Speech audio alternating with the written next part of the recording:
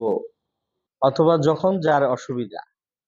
অনেক সময়, অনেক সময় না, বেশিরভাগ ক্ষেত্রে মানুষজন আসে যে আমার ছেলে বা মেয়ে বা আমার সন্তান মোবাইল অ্যাডিক্টেড, মোবাইল আসক্ত। তো কি করা উচিত? মোবাইলের কারণে পড়াশোনার যে ক্ষতি হয় এটা তো বলার অপেক্ষা রাখে না। এই ধরনের সমাজের বিবিধ সমস্যা, তো এগুলোর সকল সমাধান, সব সমাধান আহ তো আলহামদুলিল্লাহ কোরআন হাদিস সুন্নাহ এর মধ্যে অবশ্যই অবশ্যই আছে। কিন্তু সেটা কোন সময় কোন বিষয়টা এটা সমাধানমূলক এটা আমার অনেক সময় আমাদের জানা থাকে না। আমিও চিন্তা করি যে আসলে ওরে এমন কি কথা বললে তার মধ্যে তার চেতনাটা ফিরে আসবে, তার বুঝটা ফিরে আসবে। চিন্তা করি না? তো ওই কথাটা আমাদের ঠিক স্পেসিফিক জানা থাকে না। বিধায় শুধুমাত্র ৩ কুল পড়ে দোয়া দেওয়া ছাড়া আর কিছু করার থাকে না আমাদের কাছে। খুব বেশির বেশি ওই যে আমি একটু আগে বলতেছিলাম, একটু বেশির বেশি ১ বোতল পানি আর একটু সরিষার তেল খাঁটি হইতে হবে এবং দোয়া দিয়ে বলে দিলাম এটা ২১ দিন পর্যন্ত খাওয়াবেন সূর্য ওঠার সময়। মানে কৈফিয়ত যত বাড়বে পাবলিকের ভক্তি তত বাড়ে। ভুল বলতেছি কথাগুলো। বিষয়টা এরকম না? তো আমাদের জনাব আরিফ ভাই উনি যে কাজটা করেছেন সেটা হলো যে ওরকম না। বরং কোরআন এবং সুন্নাহের মধ্যে যে বিষয়গুলো এসেছে ওই বিষয়গুলোকে একটু মন্থন করে খুঁজে খুঁজে ঠিক জায়গা মতো এটাকে একটা একাডেমিক একটা রূপ দাঁড় করানো। যে মোবাইল আসক্ত কোনো ছেলে বা কেউ যদি আসে তাহলে তাকে কি, কি কথা বললে এটা তাকে তার মাইন্ড সেটআপ কে প্রভাবিত করবে। বা এই সমস্যা যদি হয় তাহলে তাকে কি বিষয় বলা উচিত। তো এই ধরনের বহুমুখী বিষয়কে সামনে নিয়ে মোটা দাগে নৈতিক ও সামাজিক মূল্যবোধের শিক্ষা, নৈতিক ও সামাজিক মূল্যবোধের শিক্ষা। এখন আমাদের কওমি মাদ্রাসাগুলোতেও আপনারা সবাই সর্বোচ্চ স্তরের ছাত্র। আপনাদের এ কথা আশা করি আপনারাও একমত হবেন যে আমাদের কওমি মাদ্রাসার বৈশিষ্ট্য হচ্ছে যে এখানে তালিমের পাশাপাশি তারবিয়াত কে সমান গুরুত্ব দিয়ে সামনে রেখে এই স্ট্রাকচারটাকে দাঁড় করানো হয়েছে। এটা হলো আমাদের মূল বিষয়। কিন্তু মূল বাস্তবতার সাথে আমাদের বর্তমান বাস্তবতা আসলে কতটুকু সাযুজ্যপূর্ণ? মূল বাস্তবতার সাথে আমাদের বর্তমান বাস্তবতার বেশ বড় বড় একটা মাঝখানে একটা গ্যাপ এবং ফারাক রয়ে গেছে। তাই না? তালিম তো আছে, কিন্তু তালিমের পাশাপাশি ওই তারবিয়তটা নাই।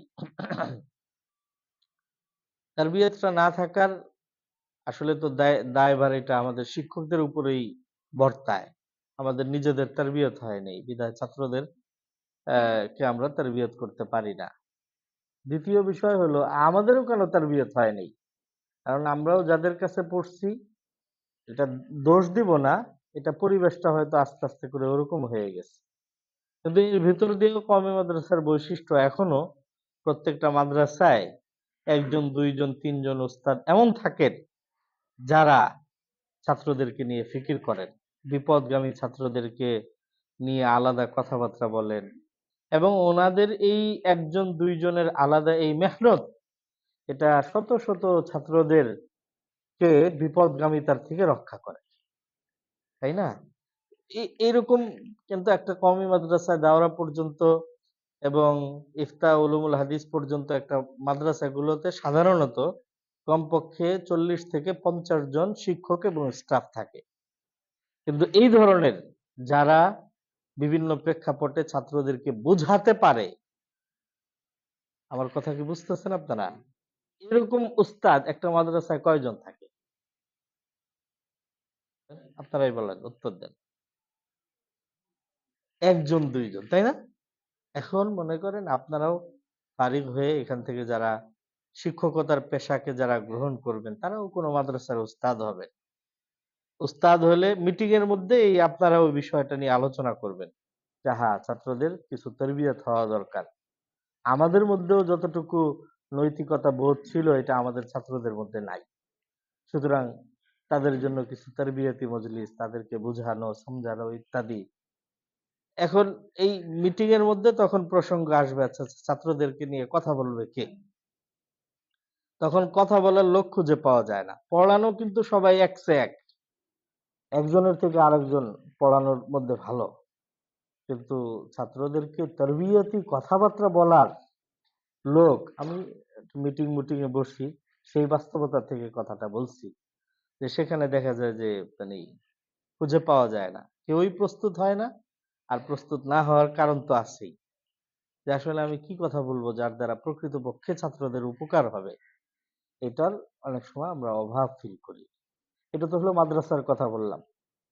আমরা যারা মসজিদ ইত্যাদিতে নিয়ে কাজ করি, আমরা তো বাস গতানুগতিক কোরআন হাদিসের ব্যাখ্যা একের পর এক আমরা মসজিদের মধ্যে দিয়ে যাচ্ছি, কিন্তু খুব কম খতিব এমন আছেন যাদের সামনে সমাজের অবক্ষয়টা থাকে, যে আসলে সমাজের সমস্যা এই, সুতরাং এই বিষয়গুলোতে আমার হিট করা দরকার, কথা বলা দরকার।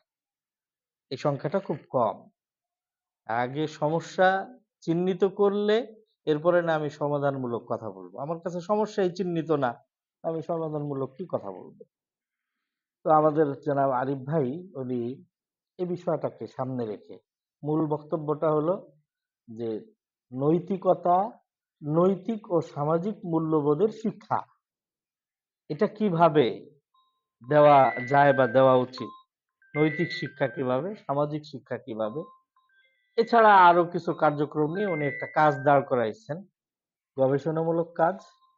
এটা আপনারা মানে বোঝার চেষ্টা করেন এবং নিজেরা এই কাজটার থেকে নিজ নিজ অঙ্গনে উপকৃত হবার এবং অন্যকে উপকার করার চেষ্টা করা। খায়রুন নাস মান ইয়ানফাউন নাস, সবচেয়ে উত্তম ব্যক্তি ওই ব্যক্তি যার দ্বারা অন্যরা উপকৃত হয়। তো একটা কাজ করার জন্য তো আগে কাজ শিখতে হয়, সেই শেখার উদ্দেশ্যে উনি আমাদের সামনে খুব সংক্ষিপ্তভাবে বিষয়গুলোকে উপস্থাপন করবেন এবং এর মধ্যেই আমাদের মেহমান চলে আসবেন, যিনি আমাদের মাঝে সনদ বিতরণ করবেন। উঠাউঠি করবেন না, কাজে লাগবে সময়টা। সালাম আলাইকুম।